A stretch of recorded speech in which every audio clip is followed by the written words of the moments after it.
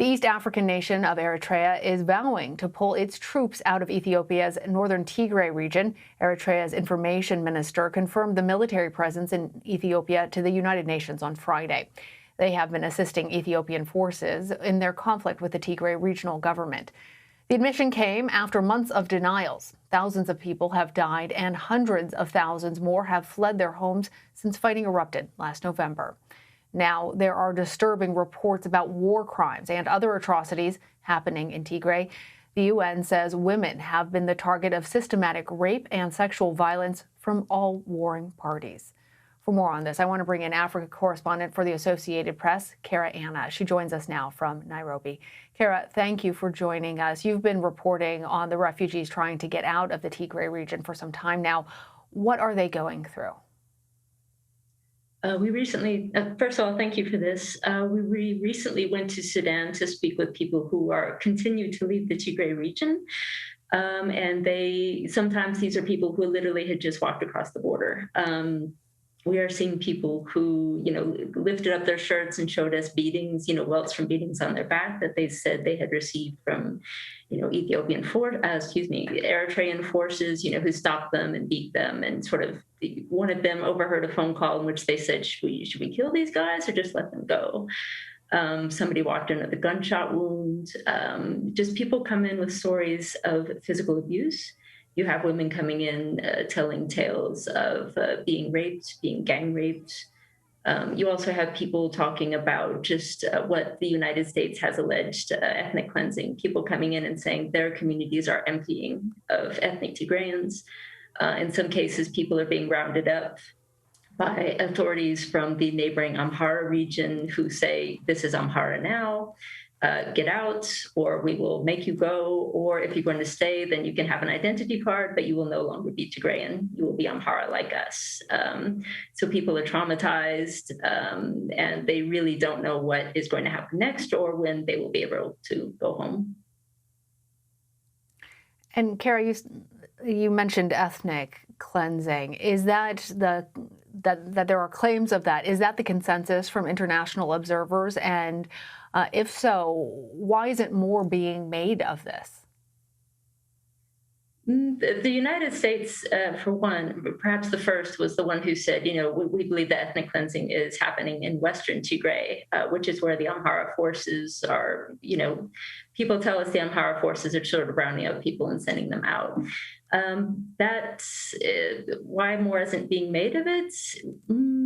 Well, I mean, for example, the UN Security Council just a couple of days ago, again, spoke about the Tigray crisis, but behind closed doors. They've met several times behind closed doors, but they have been unable to really even issue a statement on the crisis because diplomats say that there's been opposition from Russia, China, and from the African members on the council.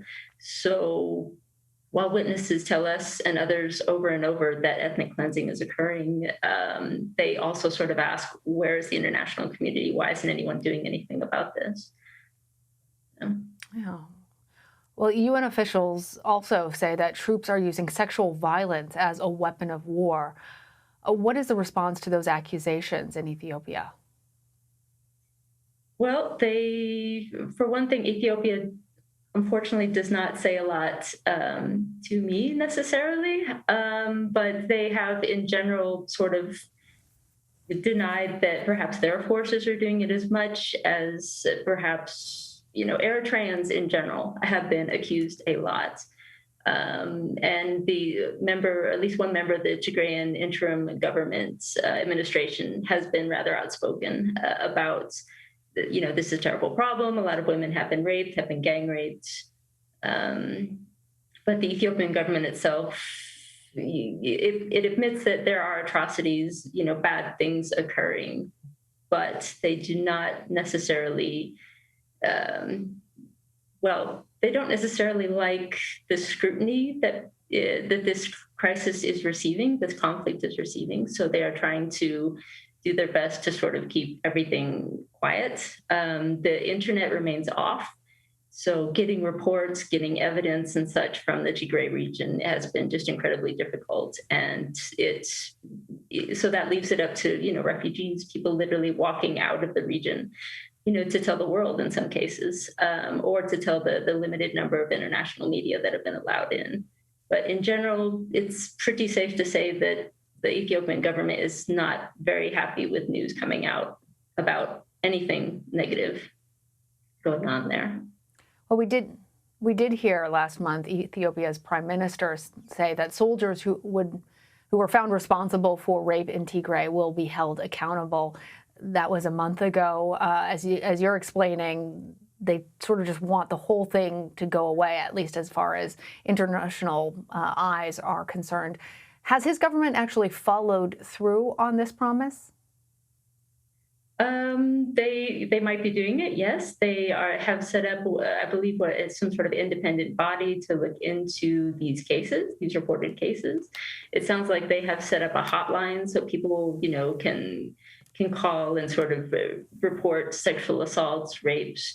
But there are certain problems. Some communities in the Tigray region still have little to no phone service. Some areas have not had phone service for months, which again complicates work and trying to figure out what is going on there. And then also culturally, the women we spoke with, we spoke with women who said they had been raped, even gang raped, inside Tigray. And one thing is that, culturally, they feel really ashamed. I mean, really, they feel like they can't even talk to their families about it. And so the idea perhaps of, say, picking up the phone and calling someone and saying, I've been raped, you don't know how big that block, how inhibited they might be to do that.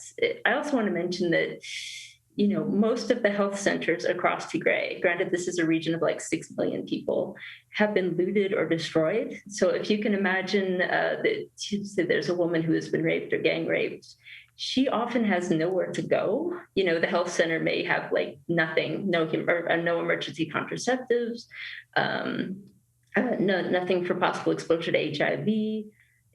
These, women may have to walk for, days or more to find help. And when they do, by that point, it might be too late for certain things. In fact, a couple of women we spoke with in Sudan were pregnant from their attacks. And they, one was quite, getting quite far along, and neither knew what they were going to do next. Oh. Cara, you mentioned some of the struggles that the UN has had in getting the international community to even issue with a single voice, a denunciation of what is happening in Tigray.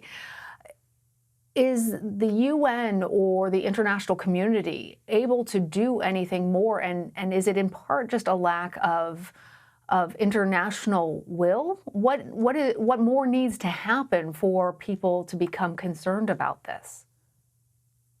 There has been a lot, and when you say sort of the international community, it's usually like the United States, the European Union has been outspoken, the UN, and they've sort of been hammering home for months their goals that we really need to get into the region, we really need to get to all parts of the region to deliver humanitarian aid, for example. Early on, it was like it would be great if the parties sat down and tried to negotiate or at least talk to each other. That was, a non-starter. And also, of course, with these reports of atrocities, the international committee wants to go in there and at least have independent investigations. Even that's not really happening. The UN Human Rights Office finally has managed to sort of say that they can investigate in Tigray, but they need to do it only in collaboration with the government-created Ethiopian Human Rights Commission. So it's not completely independent. So it's been step by slow step. On the humanitarian front, they do say they're getting more access, but then again, they say more than 90% of people really need food aid. People are starting to talk about, people are beginning to die of starvation. This is something that's been feared for months.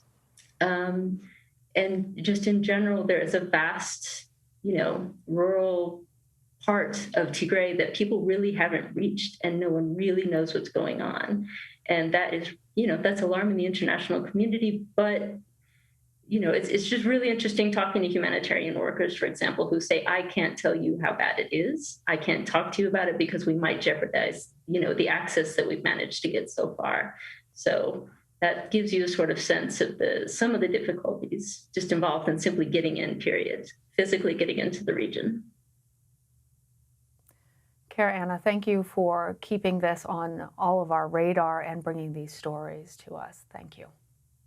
Thank you.